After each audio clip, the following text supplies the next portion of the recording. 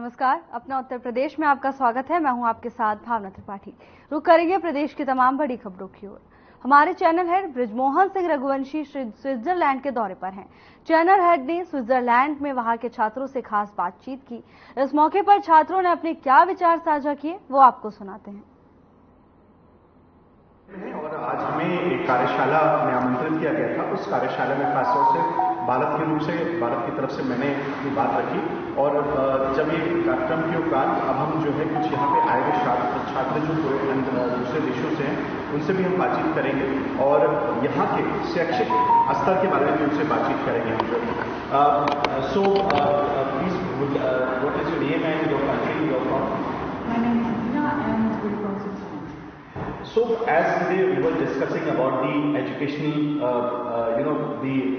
system of Switzerland basically, and you are also a student, I suppose. So, first, what are you studying, and what do you really think about the educational system over here in Switzerland? I'm studying business administration in Zurich actually, and I think our educational system in Switzerland is very flexible. We have more paths to choose between, and you can, for example, do your apprenticeship. You start approximately with 15 or 16, and after 3 years, when you're 18, 19, you finish your apprenticeship and you can directly start with your studies. And you can choose, for example, between a private school or a public school. It depends on what you're searching. For example, more flexibility you have in private schools. Yes, I think it's a very, very great opportunity because you can also work part-time or full-time. For example, I'm working full-time and studying, and so it's so flexible. You can choose between the days when you want to go to school. For example, if you want to go to school in the evenings or maybe a whole day in the week. Yes, it's just amazing, I would say. So, you're working also and then you're studying also. So, what stream are you thinking that this stream is most popular and this stream will definitely pay you back in the way of your job? So, the stream which what do you suggest to the people and the students actually? Which stream is more popular these days in Switzerland, you say? Well, popular is, of course, like if you choose the major banking and finance, because I think Zurich is a it's a big financial place, and that's I think the first choice that students would choose. But also like the theme of AI and marketing is also increasing. A lot of students are interested in like what could AI, for example, bring to our future, or marketing. You can go like with the marketing major, you can work in every company in the marketing sector. So I would say banking and finance and like marketing. Yeah. We have another student also, and we will discuss it about with her also. Please, would you like to know your name and you're from which country? My name is Rabone. I'm also studying with Edina, Business Administration in Zurich. So, what do you think? As she said, that marketing as well as the AI, the financial sector is more popular over here in Switzerland, and you get more jobs opportunity. And so, what do you think about? What is your views about which stream should you go for so that you can get good jobs and good salary? I also think that banking and finance is the biggest sector in Zurich. I'm also studying that, and yes. And you really think so that the government is also doing a good, you would say, for the students so that they can get good jobs? Would like to speak anything about it? Yes, I think so, that because the whole class is working and studying at evening, and the company also pay something for the school, so we can work and study at the same time. So you also work and study both? Yes, I also study full-time and work full-time and study then in the evening. So what is your expectations? How much do you want to earn a month? That's a difficult question. I don't know, I'm 27 and I think 100,000 per year, it's a So that's your signature project. Then you really want to enjoy yourself, or you want to manage yourself. Then after getting so much of this salary, after getting this salary, then it's enough. Yes, because I think that's enough, and we also have. I think the prices in Switzerland are getting higher, and yes. Thank you, Juman. So the last question. So what do you? What is your thinking of how much you want to earn, so that you think that this is the limit I want to earn as a salary? Well, I would also say like a minimum of 100,000 a year. Would you say like in general, after you have done your studies, you start at like 80,000, and then of course you can like work up to your highest salary. But I would say also 100,000 a year. It's like for Switzerland, yeah, the minimum. So the last question, what do you think that which is the country in the world, as you feel, is really good for the education, and after having the education in this country, whichever country you think so, you will get a good gain in future, or you will get a good salary? Well, I would say of course Switzerland, because as everybody knows, our salaries are higher than usual, but as what Mama said, also our prices. But I think also Germany or maybe Spain could be like something similar.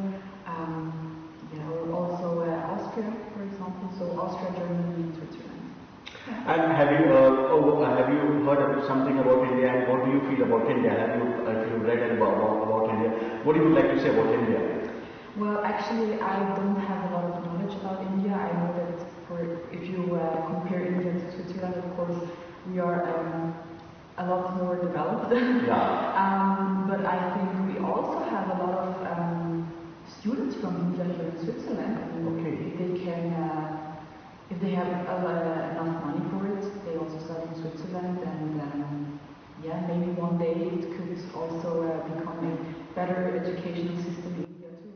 If you like copy something from Switzerland, for example. Yeah. Thank you so much, and thank you so much that you answered so honestly to our channel. Thank you so much. And thank you so much to you also that you answered so honestly to our channel. And sir, definitely हम कह सकते हैं कि यहाँ की ये जो students हैं, जो खास तौर से काम भी करते हैं और साथ में अपनी जॉब भी करते हैं, ये अपने आप में बहुत बेहतर तरीके से इन्होंने अपनी बातों को रखा और इन्होंने बताया कि किस तरीके से यहाँ का एजुकेशनल सिस्टम है। और कई भारतीय भी यहाँ बच्चे पढ़ते हैं, लेकिन यहाँ का एक्सपेंसिव है, काफी महंगा है यहाँ की शिक्षा प्रणाली, लेकिन यहाँ पे जो ग्रोथ है वो भी कहीं ज्यादा है अगर आप यहाँ पे अपनी शिक्षा लेते हैं स्विट्जरलैंड के अंदर।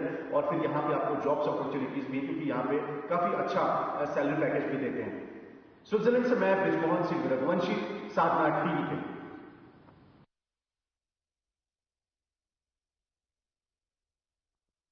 लखनऊ में पुलिस कमिश्नर ने पहली प्रेस कॉन्फ्रेंस की। बता दें कि आईपीएस अमरेंद्र सिंह सेंगर यानी लखनऊ पुलिस के कमिश्नर ने चेयर संभालते ही कहा कि पुलिस पारदर्शी रहे और जनता से फ्रेंडली रहे। इसके साथ ही उन्होंने कहा कि और किसी भी मुद्दे को लेकर जनता को पूर्ण सच बताकर उनका सहयोग लिया जाए। इसके साथ ही यातायात व्यवस्था को बेहतर बनाने को भी कहा। वहीं प्रभारी निरीक्षक एसीपी डीसीपी से कहा गया कि जनता, नेता और पत्रकारों का फोन उठाएं और उन्हें सच बताएं और मदद करें। इस दौरान आईपीएस अमरेंद्र सिंह सेंगर ने कहा कि अपराध के खिलाफ सीएम के जीरो टॉलरेंस की पूरी गंभीरता से लागू किया जाएगा।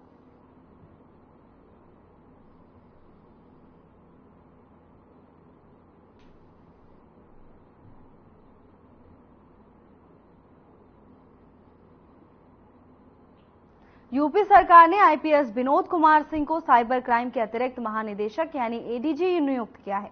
ये नियुक्त ऐसे समय में हुई है जब साइबर खतरे राज्य के लिए एक बड़ी चिंता बन गए हैं। 1994 बैच के आईपीएस अधिकारी विनोद कुमार सिंह अपनी नई भूमिका में अनुभव का खजाना लेकर आए हैं। इस पोस्टिंग से पहले उन्होंने गृह मंत्रालय के तहत केंद्रीय रिजर्व पुलिस बल के एडीजीपी के रूप में कार्य किया, जहां उन्होंने कई प्रमुख सुरक्षा अभियानों में अपनी महत्वपूर्ण भूमिका निभाई। अपने पूरे करियर के दौरान उन्होंने कई महत्वपूर्ण पदों पर कार्य किया।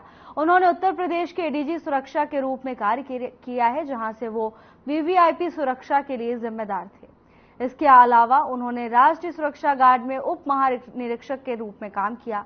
उन्होंने आतंकवाद विरोधी और विशिष्ट सुरक्षा अभियानों में महत्वपूर्ण भूमिका निभाई है। इसके अलावा वो SSP Allahabad, SSP Bareilly, SSP Faizabad, SP Mirzapur सहित कई प्रमुख जिलों में जिला पुलिस प्रमुख रह चुके हैं।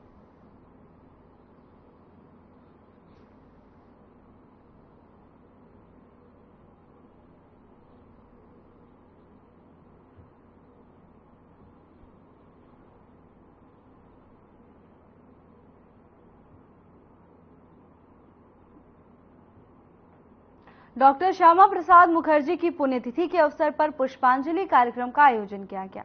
इस विशेष कार्यक्रम में मुख्यमंत्री योगी आदित्यनाथ ने शिरकत की। इस दौरान सीएम योगी ने डॉक्टर श्यामा प्रसाद मुखर्जी की प्रतिमा पर पुष्प अर्पित किए।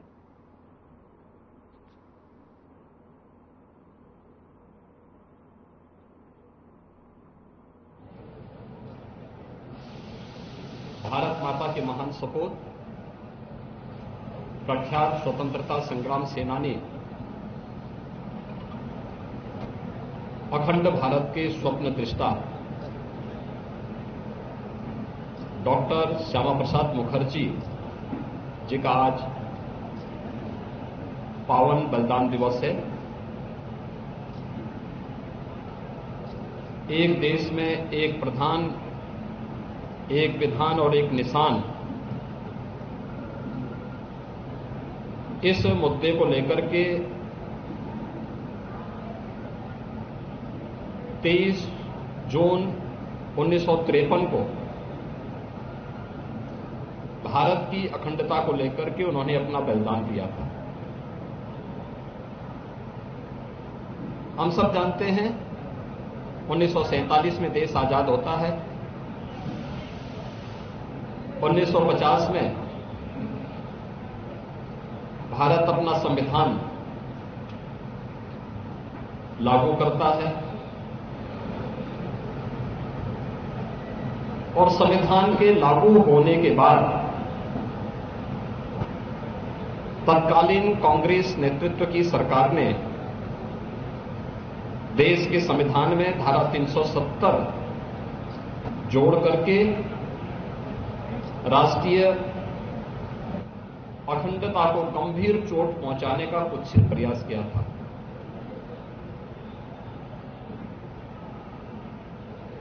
तत्कालीन सरकार की इन मंशाओं को ध्यान में रख करके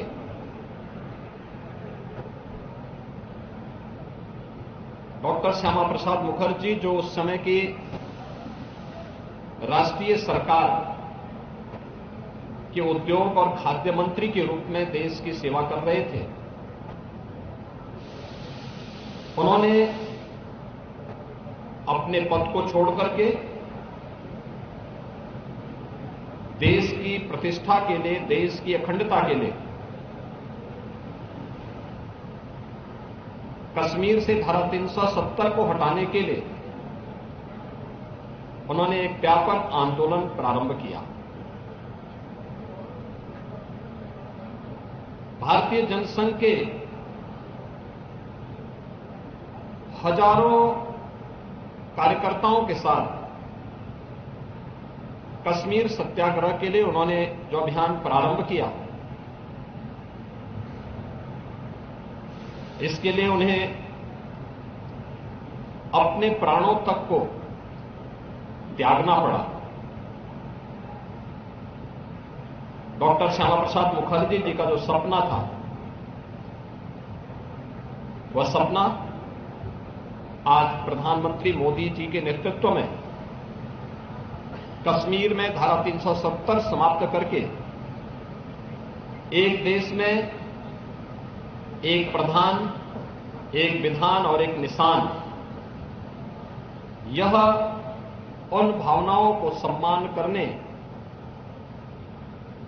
का जो कार्य आज मोदी जी के नेतृत्व में भारतीय जनता पार्टी के एनडीए सरकार ने किया है, यह उन सभी हुतात्माओं के लिए जिन्होंने कश्मीर के लिए, देश की अखंडता के लिए, देश की सीमाओं की सुरक्षा करने के लिए अपने आप को बलिदान किया था, उन सभी के प्रति एक श्रद्धांजलि है। आज के इस अवसर पर भारतीय जनसंघ के संस्थापक अध्यक्ष, महान शिक्षाविद, प्रख्यात स्वतंत्रता संग्राम सेनानी डॉक्टर श्यामा प्रसाद मुखर्जी जी के इस पावन बलिदान दिवस के अवसर पर मैं प्रदेशवासियों की ओर से उनके श्री चरणों में कोटि कोटि नमन करते हुए विनम्र श्रद्धांजलि अर्पित करता हूं। हमारे channel head Brijmohan Singh Raghuvanshi Switzerland दौरे पर हैं, जहां भारतीय रेस्टोरेंट में पहुंचे और वहां के खाने की खासियत बताई।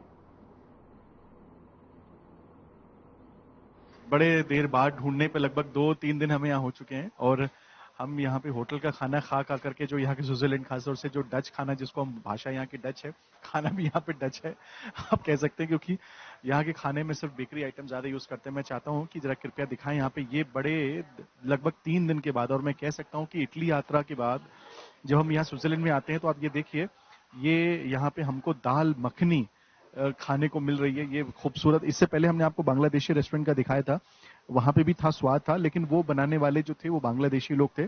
ये जो बनाने वाले हैं वो हिंदुस्तानी हैं। और आप देखिए ये राइस भी है, ये आपके पनीर, ये पनीर का भी है। और ये देखिए आप किस तरीके से सर्व कर रही हैं इनको, प्लीज आप दिखाइए। जो है ये हिंदुस्तानी रेस्टोरेंट है, लेकिन सर्व करने वाली जो विदेशी है ये, और ये इतनी खूबसूरती से इन्होंने सर्व किया यहाँ पे। आप ये देखिए यहाँ पे ये नान हमारे लिए खास तौर से आई है, जो हम बड़े दिनों से चखना चाह रहे थे। ये भी आप देखिए यहाँ पे जो नान रखी है। और आप देखिए सबसे बड़ी बात मैं दिखाना चाहता हूँ, अगर हम इसको दिखा पाए आपको, ये आग नीचे जल रही है। तो ये जो नीचे आग जल रही है, तो आप देखिए कि ये खाना इससे गर्म रहेगा आपका। ये एक नई यहाँ के एक नया तरीका है, मतलब खाना गर्म रखने का। और आप देखिए ये पूरा रेस्टोरेंट है, मैं आपको दिखाना चाहता हूँ। आप इस पूरे रेस्टोरेंट को देखिए कि इसका व्यू कितना खूबसूरत है। सबसे पहले मैं दिखाना चाहूँ यहाँ के भगवान के देवी देवताओं के यहाँ पे फोटोग्राफ्स हैं। मैं चाहता हूँ इसको थोड़ा सा अगर आप खड़े होकर के इसको आप दिखा दें तो और बेहतर तरीके से आप दिखा पाएंगे। ये भगवान की ये तस्वीरें हैं, एक एक तस्वीर भगवान की है। भगवान श्री कृष्ण जी की तस्वीर है। ये साथ में इनके जो इसके जो ओनर है वो भी एक सरदार हैं, तो वो भी आप देख सकते हैं इसको यहाँ पे। और ये देखिए बहुत खूबसूरत, शाम का समय हो चुका है, लगभग 7:30 बज रहे हैं। और ये आप देखिए कि यहाँ पे किस तरीके से लोग अब अपने यहाँ पे दुकानें बंद होने का समय हो चुका है, लोग यहाँ खाना भी खा रहे हैं यहाँ पे। और खासतौर से आप देख सकते हैं कि ये कितना खूबसूरत नज़ारा है। यहाँ पे लोग यहाँ पे खाना खाने आए हैं। यहाँ पे इंडियन रेस्टोरेंट है, यानी कहीं ना कहीं भारतीय खाने की कितनी पूछ है यहाँ पे। और जो इसके ओनर है, हम इनसे आपको बातचीत कराएंगे, जो शेफ भी हैं। और देखिए कितनी खूबसूरती से ये लोग अपना खाना परोस रहे हैं। हम यहाँ पे आए हुए लोगों से भी बातचीत कराएंगे आपको, लेकिन पहले हम खुद जरा खाने का स्वाद चख लें और उसके बाद फिर आपको हम यहाँ के लोगों से और यहाँ के जो ओनर हैं उनसे भी आपकी बातचीत कराएंगे। तो मैं आज आपसे एक दिल से बात बताना चाहता हूँ। मैंने आपसे बताया था कि 3 दिवसीय हमारी इटली की यात्रा जो रही, जिसमें हमने G7 समिट को कवर किया, उसके बाद से हम रोम पहुंचे, रोम से हम स्विट्जरलैंड पहुंचे। लेकिन जिस दिन से हम भारत से यहाँ पे आए हैं, मैं आपसे निश्चित रूप से बात दिल से कहूंगा और सच कहूंगा आपसे कि हमें भारतीय खाना तो मिला, लेकिन उस भारतीय खाने में वो स्वाद नहीं मिला जो हम भारत में जिसको हम हमेशा अनुभूति करते हैं। लेकिन मैं आज जिस रेस्टोरेंट में बैठा हूँ, ये जो रेस्टोरेंट है, इसके बारे में हम यहाँ पे जो इसके सर्वा है उनसे हम बातचीत करेंगे। लेकिन उससे पहले मैं आपको एक चीज जरूर बताना चाहूंगा। जैसे मैंने आपको खाने से पहले बताया था कि स्वाद कैसा होगा, ये हम आपको बताएंगे। बेहतरीन स्वाद यहाँ का मुझे लगा। और हम कह सकते हैं कि जब एक सरदार आपको खाना खिलाते हैं, या जो भी आउटलेट हमारा रेस्टोरेंट, चाहे हमारे दिल्ली NCR से लेकर के पूरे भारत में, जो एक सरदार उसको ओन करते हैं, तो निश्चित रूप से उसके खाने का स्वाद अन्य किसी भी रेस्टोरेंट जो ओन करते हैं उससे कहीं बेहतर होता है। क्यों? क्योंकि वो उसमें खुद शामिल होते हैं। और आज ऐसी एक बहुत बेहतरीन शख्सियत के साथ मैं आपको रूबरू कराना चाहता हूं। सर, आपका बहुत बहुत धन्यवाद, बहुत स्वागत। आपने इतना बढ़िया रेस्टोरेंट खोला है, हम लोगों ने अभी स्वाद चखा। सर, सबसे पहले तो सर अपना शुभ नाम बताइए सर, और आप कब से यहाँ पे हैं ये हमारे दर्शकों को बताइए सर। मेरा नाम जी दिलबाग सिंह है। मैं यहाँ 1986 से हूँ स्विट्जरलैंड में। और सर आखिरकार रेस्टोरेंट, मतलब आप मूलतः आप पंजाब से हैं, क्योंकि आप सरदार हैं, कहाँ से आप रहने वाले हैं और आप कैसे यहाँ पे आए कैसे, इसके बारे में थोड़ा सा बताइए प्लीज। मैं अमृतसर से रहता हूँ। और यहाँ जब जवान थे तब बोला चलो कोई कोर्स कर लेते हैं। तो मैं और मेरा दोस्त था एक, जो आज बैंकिंग में काम करता है, और मैं होटल मैनेजमेंट में किया और उसने MBA किया उस टाइम पे 1986 से लेके 1989 तक। तो उसके बाद यहीं हम दोनों सेटल हो गए, और वो बैंकिंग में चला गया और मैंने अपना काम खोल लिया। अच्छा सर, एक स्विट्जरलैंड में जैसे मैं देख रहा हूँ यहाँ पे सारे गोरे लोग हैं, हिंदुस्तानी कम है यहाँ पे, यहाँ की आबादी भी कम है, तो ये कैसे? जैसे आप पंजाब में रेस्टोरेंट खोलिए, दिल्ली में रेस्टोरेंट खोलिए, भारत में भारतीय रेस्टोरेंट खोलिए तो बहुत बढ़िया चलेगा आपका, लेकिन आपने स्विट्जरलैंड में एक भारतीय रेस्टोरेंट खोला, जहाँ भारतीय, जब आप आए होंगे और तब से यहाँ पे खासतौर से भारतीयों की संख्या टूरिज्म के तौर से तो बहुत है, आते जाते लोग रहते हैं, लेकिन कितना मुश्किल रहा होगा, तो क्या सोच के आपने सर इंडियन रेस्टोरेंट खोला सर यहाँ पे? मैं जब यहाँ शुरू में आया था तभी इनकी सोच अलग थी गोरों की। ये बहुत पसंद करते थे हम लोगों को, फॉरेनर्स को। आज भी इंडियन को पसंद करते हैं, ऐसी बात नहीं। लेकिन जहाँ मैं काम करता था इस कंपनी में, और तकरीबन उसकी बात होती थी, मैं इंडिया गया था, मैं वहाँ अच्छा खाना खाया, मेरे को बड़ा टेस्ट लगा। तो मैंने गोरों के साथ 10 साल काम किया है। तो उसके बाद मेरे दिमाग में आइडिया आया कि चलो हम भी ये कोशिश करते हैं, इनको अच्छी चीज़ खिलाते हैं। तो फिर मैंने उसी चीज़ से, इन्हीं की सोच से ये आइडिया खुद ले लिया। तो सर आपको यहाँ पे जैसे जो रेस्टोरेंट है, मैं देख रहा हूँ अभी काफी इसमें गोरे हैं, भारतीय भी यहाँ पे आते हैं, अलग अलग देशों के भी लोग आते हैं, तो कैसा उन्हें कैसे अनुभव यहाँ का लगता है और कैसा एक्सपीरियंस उनका रहता है और क्या वो दोबारा भी लौट के आते हैं, इसके बारे में थोड़ा बताइए प्लीज। यहाँ मेरे पास काफ़ी कंपनीज हैं, उनके लोग फॉरेनर्स भी आते हैं और उनको बहुत अच्छा लगता है और बार बार आते हैं। अगर जब भी वो इधर कोई काम होता है करने के लिए आते हैं तो एक दो बार हमें विजिट जरूर करते हैं। वो खुद बोल के जाते हैं कि हमने खाना बहुत बढ़िया यहाँ खाया और हम आगे भी आते रहेंगे, और काफ़ी सालों से लोग वो आ रहे हैं बार बार। सर यहाँ पे खासतौर से आपको सरकार का कैसा सपोर्ट है? जैसे आप हिंदुस्तान में कुछ भी खोलते हैं तो वहां बड़ी दिक्कतें आती हैं, बताते हैं लोकल प्रॉब्लम्स बड़ी रहती है। आपने स्विट्जरलैंड में रेस्टोरेंट खोला तो कैसे आपको क्या कुछ दिक्कतें आई और अब आपको कैसा लगता है? सरकारी तंत्र यहाँ कैसा है, सहयोग करता है, कैसा है, इसके बारे में थोड़ा बताइए प्लीज। यहाँ क्या है कि एक सिस्टम के साथ काम करना पड़ता है। आपको जो रूल्स हैं उसको फॉलो करोगे तो आपको कोई दिक्कत नहीं आती, और सरकार आपकी पूरी उसमें मदद करती है और आप आराम से अपना काम कर सकते हो। लेकिन जो भी है कानून के अंदर रह के आप इसको फॉलो करोगे और कोई प्रॉब्लम नहीं आती, कोई ऐसी कंडीशंस नहीं है। जो है वो आपको वो दे देंगे, उसको करो और फाइनली आप अपना काम कर सकते हो। सर यहाँ पे मैं देख रहा था कि एकदम लोग एकदम आपके बड़े चटकारे लेकर खाना खा रहे हैं। मैं देख रहा हूँ जो भी यहाँ पे लोग आए पूरा खूब खाना खा रहे हैं। क्या स्पेशलिटी है जिसकी जो सबसे ज्यादा लोग यहाँ पे पसंद करते हैं यहाँ के आपके रेस्टोरेंट की सर? ये बस एक ही बात है कि हम जो भी बनाते हैं दिल से बनाते हैं, और हमें ये नहीं है कि इसमें कमाई ज़्यादा हो, ये नहीं डालना। मैं दिल से डालता हूँ हर चीज़ प्रॉपर, क्योंकि आदमी को स्वाद आना चाहिए। जो आदमी पेट भर के खा के जाए और दोबारा फिर आए, उसको मज़ा आए। मेरे दिल की यही तमन्ना होती है कि कोई आदमी ऐसा ना बोले मेरे को जाते वक्त, यार खाना भी खाया, पैसा भी दिया, मज़ा नहीं आया। लेकिन आज तक ऐसा हुआ नहीं है। तो मैं दिल से जो भी करता हूँ अपने दिल से, खुश जाए जो भी है। धन्यवाद सर हमसे बातचीत करने के लिए। तो ये थे सरदार जी जो हमारे ओनर हैं यहाँ के। और मैं आपको बताऊं कि एक बात कही जाती थी, गुरु गोविंद सिंह जी ने कही थी कि 1.25 से एक कोई लड़ाऊं। तो मैं आपको यहाँ पे जब, क्योंकि अब समाज बदल चुका है, हम अब अलग प्रदेश में हैं। जिस प्रदेश में गुरु गोविंद सिंह जी ने ये वाली बात बोली थी उस समय उनको उन्होंने जिस भावना में ये बात कही थी, अब ये भावना बदल चुकी है। लेकिन मैं आपको यहाँ पे ये बताना चाहता हूँ कि एक सरदार यहाँ पे 1.25 नहीं लाखों पे भारी पड़ रहा है। और भारी किस सेंस में? स्वाद में, अपनी काबिलियत में। और ये हमारे देश के लिए कितनी गौरवान्वित होने वाली बात है कि एक यहाँ बैठा हुआ सरदार जिसको गोरों तक को खाना खिला रहा है। गोरे स्विट्जरलैंड से लेकर पूरे अन्य देशों के लोग यहाँ पे आते हैं, क्योंकि आपको पता है स्विट्जरलैंड विश्व की सबसे सुंदर देशों में गिनती होती है, तो पूरा विश्व के लोग यहाँ पे आते हैं। और हमारे हमारे भाई, जो हमारे बड़े भाई हैं, इन्होंने यहाँ पे ऐसा रेस्टोरेंट बनाया है जिसको लोग अपनी उंगलियां तक यहाँ पे चटकारे लेते हुए पूरी तरीके से खा रहे हैं।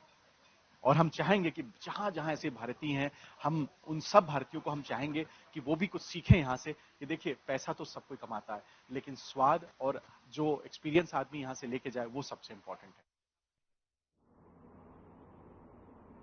फिलहाल के लिए बस इतना ही। जल्द हाजिर होंगे नई अपडेट्स के साथ। नमस्कार।